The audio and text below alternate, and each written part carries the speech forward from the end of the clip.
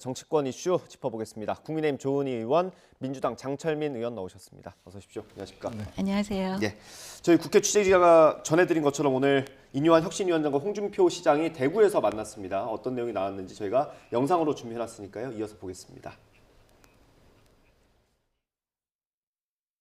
윤석열 정부 들어오고 난 뒤에 덮보잡들이 나서서 중진도 군기를 잡았다. 초선도 설치고 원에도 설치고 대통령하고 거리가 좀 가까웠다고 그 사람들이 설치는 바람에 당이 지금 위계 질서가 다 깨지고 개파이 돼버렸어요. 이거 회복하기 어려울 겁니다. 이준석 전 대표 같은 경우에는 얼마나 많은 덮보잡들이 나서서 조리돌림을 했습니까?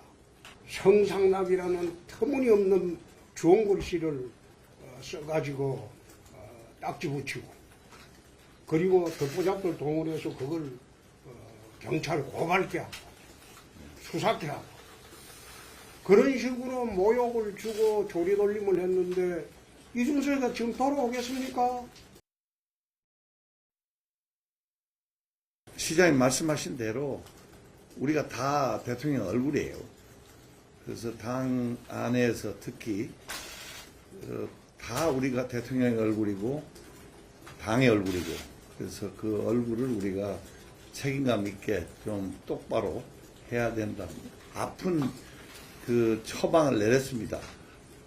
지금은 조금 기다리고 있습니다. 다 답은 나와 있어요. 갈 길도 다 알아요. 안 할 수 없게 분위기만 만들고 있습니다. 네, 이런 얘기들이 있었고요. 지금 비공개 회동을 하고 있습니다. 그 얘기는 저희가 끝나는 대로 생중계로 연결할 수 있으면 연결해서 들려드리도록 하고요. 제가 한 얘기는 아니고요. 홍준표 시장 얘기입니다. 초선도 설치고 원에도 설치고 대통령이랑 가깝다고 설치는 사람들 때문에 당이 좀 많이 망가졌다. 이런 표현이 있었습니다. 어떻게 들으셨어요? 저는 오늘 홍 시장님 말씀을 듣고 저게 홍 시장님의 매력이다 이런 생각이 들었습니다. 네. 본인이 하고 싶은 말씀이 그동안 많으셨을 텐데 당의 이제 혁신위원장을 만나시니까 그동안 SNS를 통해서 하시던 말씀을 직접 하게 된 기회가 좋은 기회라고 생각하고요.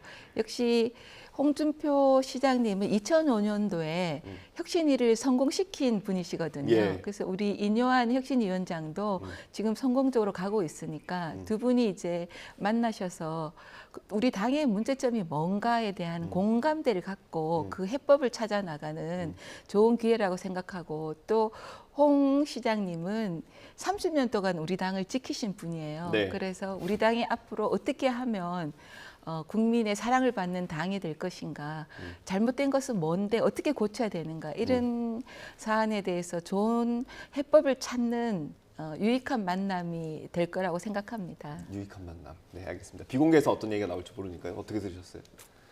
그러니까 지금 저도 제가 예상한 것보다 세죠? 굉장히 세네요. 예. 특히 듣보잡이라는 네. 단어를 굉장히 여러 번 예.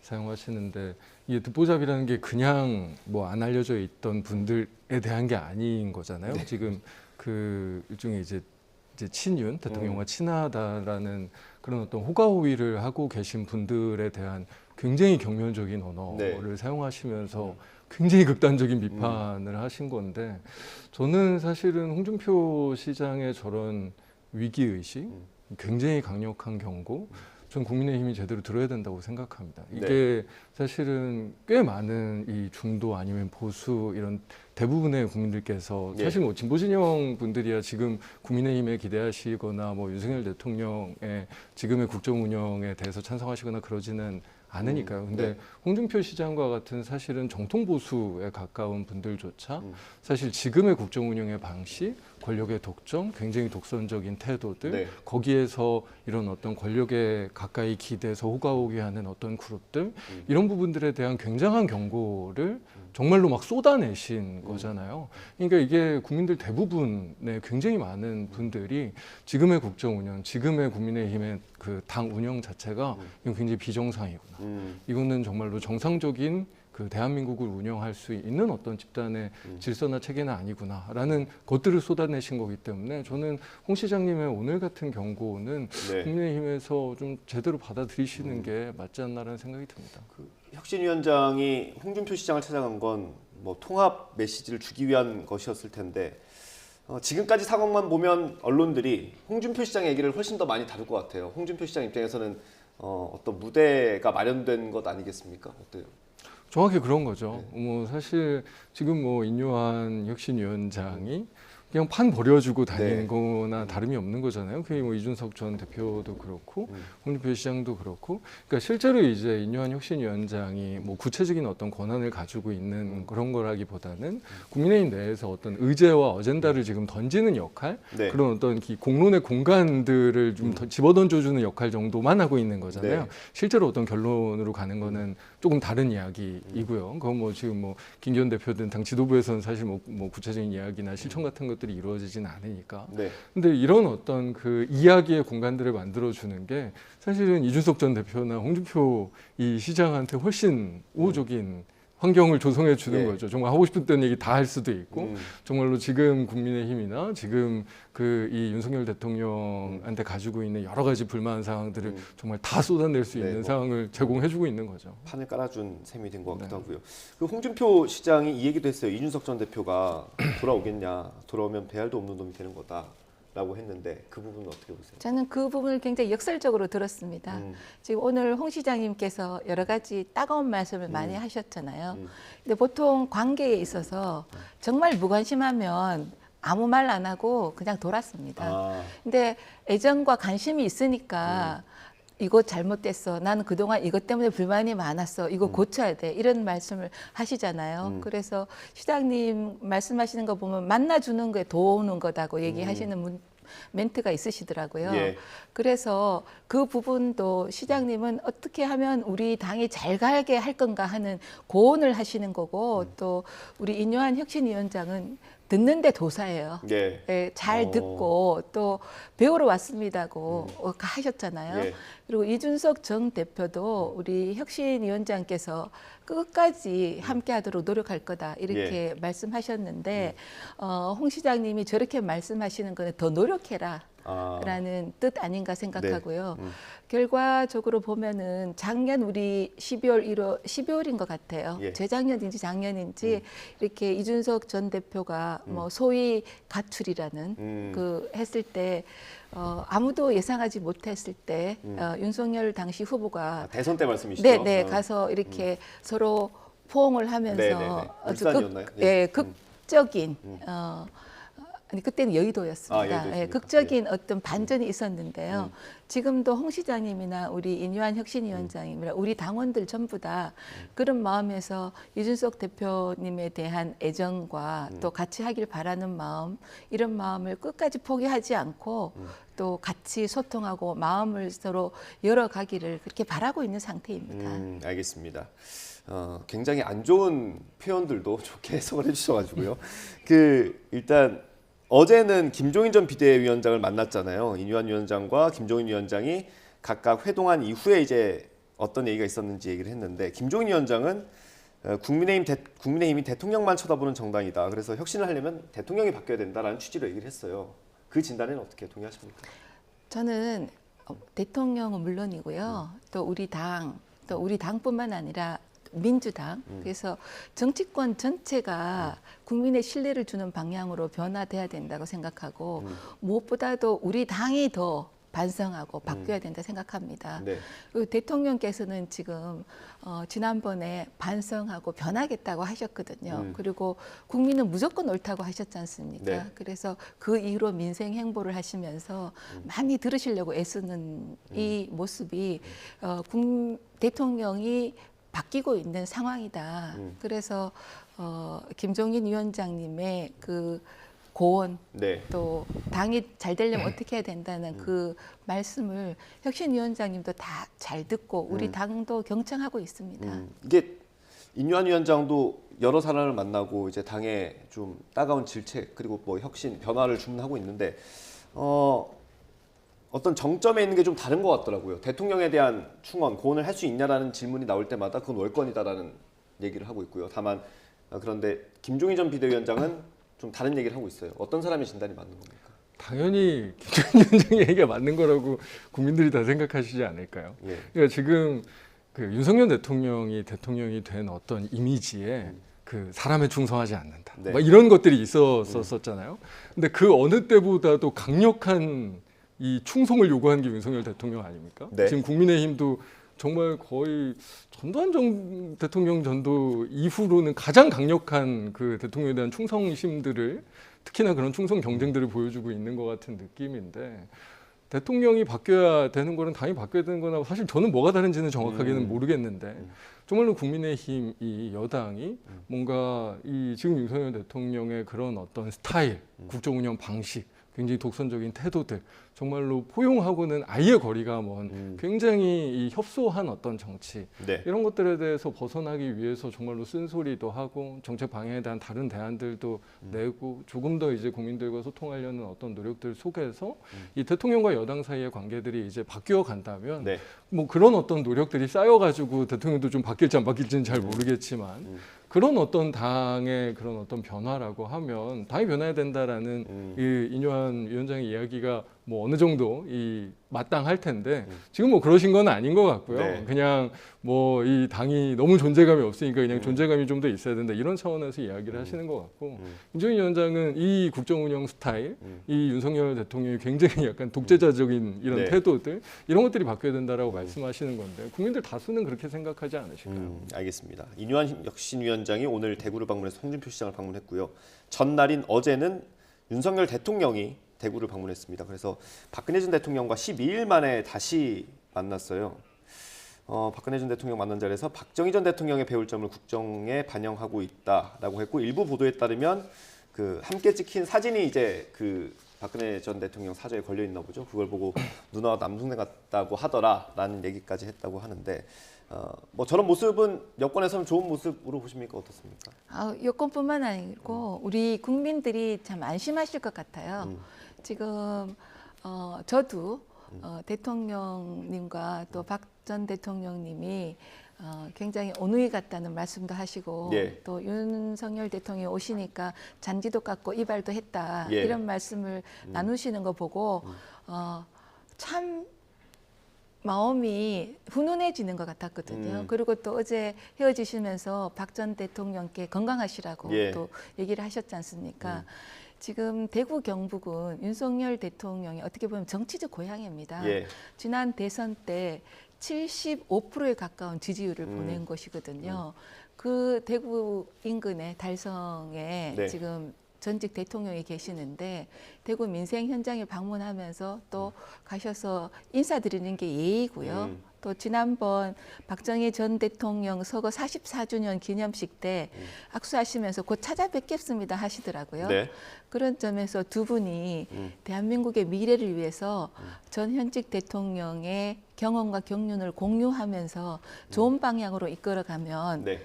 좋지 않겠나. 그 모습이 참 저도 우리 국민의힘 소속 의원으로서 저런 모습을 자주 보여주시면 좋겠다. 네. 이런 생각이 들었습니다. 일각의 분석이긴 합니다만 대통령이 대구에 자주 가는 건 그만큼 TK가 불안하다는 신호다라고 분석하는 사람들도 있더라고요. 그거 어떻게 보세요? 그러니까 TK만 불안한 게 아니라 정말로 전체적으로 굉장히 불안한 거 아닌가라는 생각이 저도 들긴 하더라고요. 정치인들이 다 그렇거든요. 그러니까 이게 불안하면 되게 생각하게 됩니까? 여론이 힘들고 할 때는 어려운 데 가서 막 욕먹고 막 힘들고 이런 거 하는 게 되게 힘들어요. 예. 근데 그래도 이제 날 지지해주고 뭔가 그래도 나한테 도움이 되고 우리 당에 대한 우족인 데는 마음이 편하거든요. 네, 네. 근데 그렇게 가다가 사실은 좀 망하는 거죠. 네. 왜냐하면 오히려 그럴수록 어려운 자리에서 좀 어려운 상황 속에서 정말로 내가 지금까지 그 정치든 말이든 뭔가 좀 태도든 잘못 가져가지고 있는 것은 없는가라고 반성하고 네. 이러면서 사실은 그 다른 어떤 계기들을 만들 수가 있는 건데 사실 저렇게 뭔가 협소해지고 갇히고 이러면 사실 점점 더 어려워지는 네. 거거든요. 근데 정말로 그냥 누구나 아는 거잖아요. 보수의 심장. 그리고 정말로 박근혜 이 전 대통령하고도 아까 사람에 충성하지 않는다 이런 걸로 따지면 저런 관계도 사실 되게 어색한 일이긴 한데 그런 거를 다 버려서까지 뭔가 약간 그래도 뭔가 이제 정통 보수 그런 지역 이렇게 자꾸 이 내용적으로 갇히게 되는 거거든요. 그래서 저는 사실은 이 윤석열 대통령이 제가 생각하거나 우리 국민들이 생각하는 것보다는 좀 많이 불안해하는 것 같은데 라는 생각이 들고 사실 그런 것도 있는 거잖아요. 내년 총선 이후에 네. 총선 이후에 정말로 국민의힘, 여당 그리고 대부분 뭐 중도나 보수라고 지금 얘기하고 있는 층이 네. 정말 나를 지지해 줄 것인가? 나의 국정 운영을 따라줄 것인가? 이거에 대한 위기의식이 분명히 있는 것 같아요. 그것 때문에 지금 사실은 국민의힘 내부에서도 여러 갈등의 그런 어떤 씨앗들이 그 부분들이 되는 것 같고 네. 저는 사실 대통령 자신도 그렇고 이 정부와 여당 사이의 관계에서도 저런 불안함에서 생겨나는 어떠한 행동들이 아니라 정말 좀 넓고 포용하면서 진짜로 이 리더로서의 뭔가들을 찾아가는 그런 노력들을 대통령 자신도 좀 해야 되는 거 아닌가라는 생각이 오히려 더 많이 듭니다. 예. 제가 이제 우리 장 의원님께서 불안하다고 그러셨는데 그걸 불안하다고 표현하기보다도 국민들과 가까이 가기 위한 노력으로 봐주시면 어떨까 이런 또 부탁을 드립니다. 예. 왜냐하면 같은 날 이제 윤석열 대통령께서는 대구를 찾고 또 칠성시장을 찾고 또 박근혜 전 대통령을 찾아서 대화를 나눴지만 또 영부인은 네. 소록도를 가셨거든요. 그리고 또 순천을 가셨습니다. 또 고흥도 가시고 그래서 제가 지난번에 영부인이 또 우리 국민의힘 소속 그 여자 국회의원들 만나실 때 여성 의원들을 따로 초청을 했습니까? 네, 조금 됐지만요. 네. 그때 정말 소록도에 가고 싶고 그런데 소록도에서 코로나니까 좀 나중에 오라고 그러시더라고요. 기다리겠다고 그러셨거든요. 그래서 마침 소록도에도 가시고 그러면 두 분이 다 뭐 대구에 불안하니까 대구에 가서 네. 뭔가 편협하게 정치를 하는 것이 예. 아니고 또 윤석열 대통령께서는 또 GTX-C 내년 3월에 개통하니까 그 현장에도 가시고 또 대전에 가셔서 과학자들 만나서 R&D 예산이 어떻게 필요한 것도 들으시고 그랬잖아요.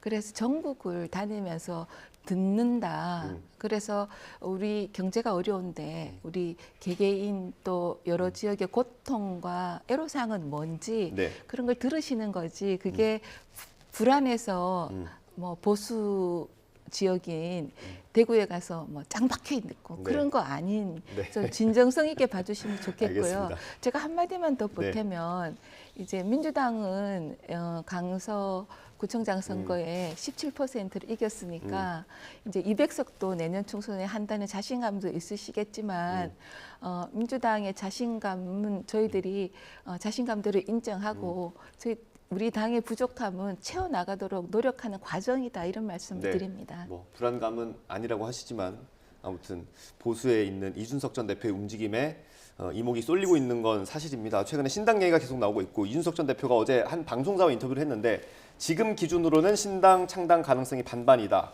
그리고 이제 한 50일 남았다고 치면 하루에 1%씩 증가한다라고 했습니다. 이거는 그냥 이준석 전 대표가 신당 창당한다는 얘기로 들리기도 하던데 어떻습니까? 아니 그렇군요. 또 이러고 나서 신당 창당을 안 하는 게 훨씬 이상하지 않습니까?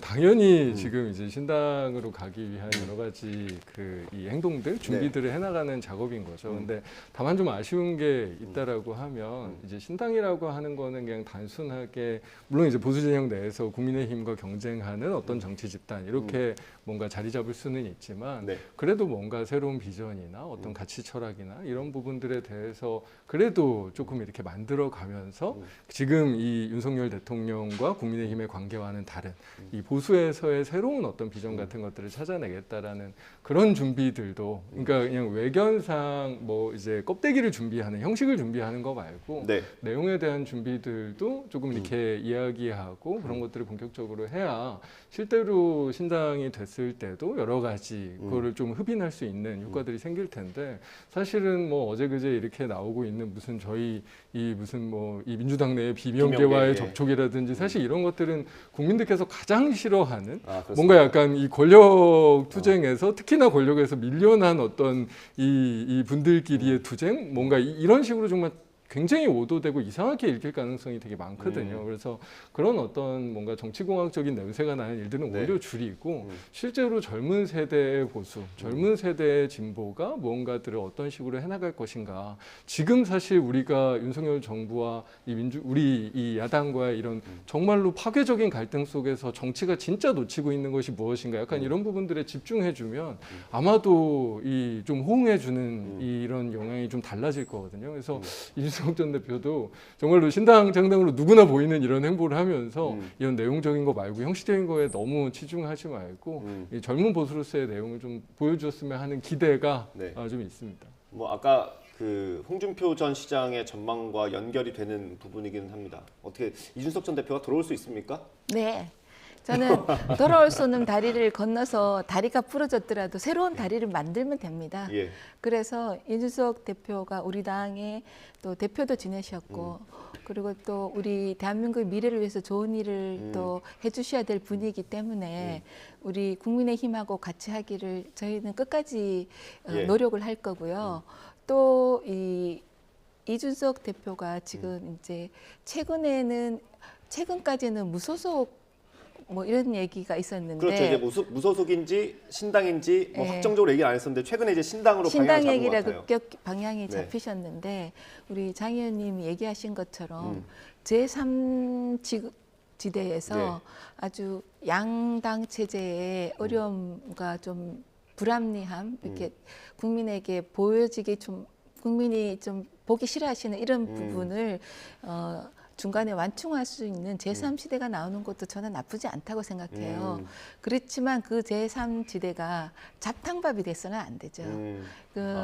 우리 보수를 뭐 개혁 보수로 한다. 그런 이준석 대표가 그리는 신당이라면 저희와 같이 하는 게 좋고요. 그런데 이념의 스펙트럼이 종잡히지 않게 뭐 정의당하고도 하고 또 민주당하고도 하고 뭐 지금 신당 창당 작업을 하고 계시는 분들도 다 양당에 속하고 있지 않는 분들을 다 모으는 그런 정치는 이 전 대표가 하시지 않을 걸로 기대하고 예상하고 있습니다. 그렇습니다. 근데 금태섭 네. 전 의원은 오늘 라디오 인터뷰한 거 보니까 조만간 이준석 대표를 만날 거라고 하더라고요. 그러면 그런 게 이제 의원님께서 말씀하시는 잡탕밥이 되는 겁니까? 혹시? 그럼 전 그렇게 폄하하고 싶지 않고요. 만나는 거 누구나 다 만날 수 있죠. 오늘 양양자 의원이 만났는데 이준석 대표와 만날 거라 그러시더라고요. 다 저도 만날 수도 있고 저 같은 사람은 안 만나 주실지 모르겠지만 정치인이나 또 대한민국의 미래를 생각하시는 분들은 서로 만나서 의견을 토론하고 또 차이점을 조율하는 게 다 좋은 거 아닙니까? 네, 알겠습니다. 마지막으로 당 얘기를 하나만 더 여쭤보겠습니다. 만약에 그 다리가 부러졌다고 가정을 하면 이준석 전 대표는 그 다리를 대통령이 놔줘야 된다라고 지금 주장을 하고 있는 거 아닙니까? 대통령이 놓으시겠죠. 놓으실 거라고 확신하십니까? 네, 네. 마지막 순간에는 그럴 거라고 확신하시는 네, 지금 이제 인유한 혁신위원장이 당내 화합을 얘기하시고 변화를 얘기하시고 희생을 얘기하시고 다양성과 또 놀라운 미래를 얘기하시잖아요. 네. 그래서 저는 그 혁신위원장의 행보가 굉장히 빠르다고 생각되고요. 그 어느 순간에는 또 대통령께 또 충원이나 고언을 하실 타임도 온다고 생각합니다. 그 순간이 있을 것이다. 그래서 네. 대통령이 움직이게 할 거다라는 기대 그리고 전망이겠죠. 제 전망이 맞을 거라 생각합니다. 알겠습니다. 네. 기대 섞인 전망 정도로 정리하고요. 민주당 얘기 해보겠습니다. 민주당이 오늘 의원총회를 2시에 하나요? 1시 반에 하나요? 제가 1시 반. 1시 반에 예정이 돼 있죠. 네. 여기서 아마 탄핵안이 논의될 것 같은데 거론되는 게 한동훈 법무부 장관 그리고 이동관 방송통신위원장입니다. 일단 지금의 기류로 봐서는 한동훈 장관보다는 이동관 방통위원장에 좀 무게가 실리는 것 같은데 어떻습니까? 저도 개인적으로 그렇게 생각합니다. 지금 사실은 뭐 한동훈 장관 관련돼서 얘기가 오래 있긴 했지만 지난번 이 이재명 대표에 대한 체포 동의안 네. 사안이 있었었고 실제로 이 법원에서 저희가 이 결론이 나면서 네. 뭐 어느 정도는 그냥 한동훈 장관과 지금 검찰이 굉장히 좀 강력한 검찰 통치 같은 것들을 시도했지만 네. 결국은 좀 브레이크가 걸린 상황인 거잖아요. 그래서 뭐 한동훈 장관이 그런 어떤 무능하다고 탄핵할 거는 아니니까 네. 저희가 이런 부분들에 대해서는 뭐 당에서 그렇게 많은 얘기를 하고 있지는 않지만 지금 사실은 이동관 방통위원장이 해오고 있는 여러 가지 언론 장악 시도들 그 안에서 뭐 지금 고민정 최고 같은 경우에는 6가지 불법 불법 사례들을 특히 뭐 MBC, EBS, 뭐 이 KBS 관련된 이사회 구성이라든지 이후에 편성 과정에 개입한다는 등의 여러 가지 이제 불법 적인 소지가 있다라는 부분들을 밝혀왔는데 그 지금 이동관 방통위원장의 여러 언론 장악 시도, 언론 자유의 위축 이런 어떤 저희 민주주의 내부에서 어떻게 보면 굉장히 반헌법적인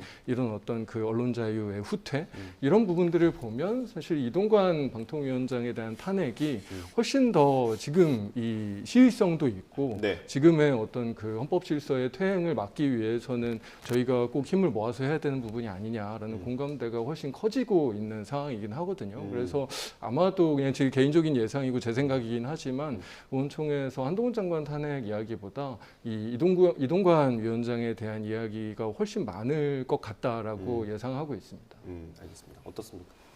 저는 이제 민주당이 168석을 갖고 있고 야권 전체라면 180석입니다. 네. 그리고 총선에서는 또 내년에는 200석 해서 대통령 탄핵도 하고 또 대통령이 거부권 행사도 무력화시키겠다 이렇게 말씀하시는 민주당의 현재 의회 권력 구조를 보면 저희는 의회에서는 야당이고 여당은 민주당입니다. 네. 그래서 민주당이 하시겠다면 저희 어떻게 당해야죠. 그런데 한동훈이냐 뭐 지금 이동관이냐 이렇게 백화점에서 쇼핑하듯이 이렇게 고르는 것 같은 예. 것. 그리고 이동관 방통위원장은 지금 취임하신 지 3개월밖에 안 됐거든요. 네. 그런데 탄핵이라 함은 헌법과 그 법률에 중대한 잘못이 있을 경우에 하는데 네. 3개월 동안 무슨 그렇게 중대한 잘못을 해서 탄핵까지 해야 되는지 그 제가 문재인 정부 시절에 방통위원장님들의 위법 이런 네. 것에 대한 지적을 하지 않겠습니다만 이제 제 눈에 이제 티끌은 들보는 못 보고 남의 눈에 티끌은 보게 되는 이런 우를 범하지 않을까. 그리고 그렇게 밀어붙일 때 과연 국민들이 어떻게 보실까. 네. 그래서 방통위나 또 방송의 그 방송법 개정안을 보면요. 민주당 출신 친민주당의 시민단체나 이렇게 이사들이 뭐 9명, 7명 있는 것을 21명으로 해서 네. 정권이 바뀌더라도 민주당이 방송을 장악하겠다 뭐 이런 오해도 많이 받고 계시잖아요. 그런 상황에서 난데없는 3개월짜리 방통위원장의 탄핵이 아무쪼록 안 하시길 네. 바라고요. 또 그렇게 탄핵을 하게 되면 탄핵이 너무나 중독이 돼서 네. 탄핵을 안 하면 금단 현상이 되는 그런 비판을 받지 않을까 네. 우려하고 있습니다. 알겠습니다. 당 얘기라서 하나만 더 여쭤보고 마무리하도록 하겠습니다. 당내에서도요, 뭐 좀 걱정하는 목소리가 있긴 하더라고요. 총선 앞두고 있는데 소위 근육 자랑하면 안 되는 거 아니냐라는 목소리도 있지 않습니까? 그 부분은 어떻게 생각하십니까? 근데 그만큼 사실 물론 그런 목소리들도 있고 그런 말씀들을 주시기는 하지만 저희 민주당의 어떤 존재 이유나 가치가 이런 민주주의 질서의 정말로 엄청난 퇴행, 후퇴를 어떻게든 막아내야 하는 사실 지금 저희가 뭐 여러 가지 뭐 가짜 뉴스 상황이나 뭐 언론 지형도 많이 바뀌고 있기는 하죠. 네. 그 안에서 미래지향적인 논의를 해도 사실 부족하기는 하지만 최소한 정말로 기본적인 헌법 질서와 민주주의 질서에서 보장되고 있는 언론 자유가 후퇴하고 있는 거는 막아야 저희가 존재 이유가 있지 않습니까? 네. 물론 여러 가지 전략적인 정무적인 고민들도 있긴 하지만 우리의 존재 이유 그리고 정말 이 민주주의의 가장 기본적인 질서 거기에서의 언론의 어떤 존재와 역할 이런 부분들에 대해서 저희가 실천하고 행동하지 않는다면 네. 저희가 정치할 이유가 없다라는 생각들을 사실 지금 민주당 의원들이 정말 많이 하고 있습니다. 예. 제가 알겠습니다. 10초만 할 수 있습니까? 예, 10초 하셔도 됩니다. 네. 강서구청장 보궐선거 이후 한 달 동안 민주당은 보이지 않아요. 근데 민주당이 나오는 것은 정쟁이에요. 근데 정책으로 서로 경쟁하는 그런 정치권이 됐으면 하는 바람입니다. 네, 알겠습니다. 여기서 마무리하도록 하겠습니다. 민주당이 1시 반에 의원총회를 열고요. 여기서 이동관 방송통신위원장 그리고 한동훈 법무부 장관에 대한 탄핵안이 논의될 예정입니다. 결과가 빠르면 오늘 나올 수도 있고 내일 또 의총을 열어서 할 수도 있는 상황입니다. 결과가 나오는 대로 저희가 전해드릴 수 있을 것 같습니다. 오늘 국민의힘 조은희 의원, 민주당 장철민 의원과 함께했습니다. 고생하셨습니다. 감사합니다. 감사합니다.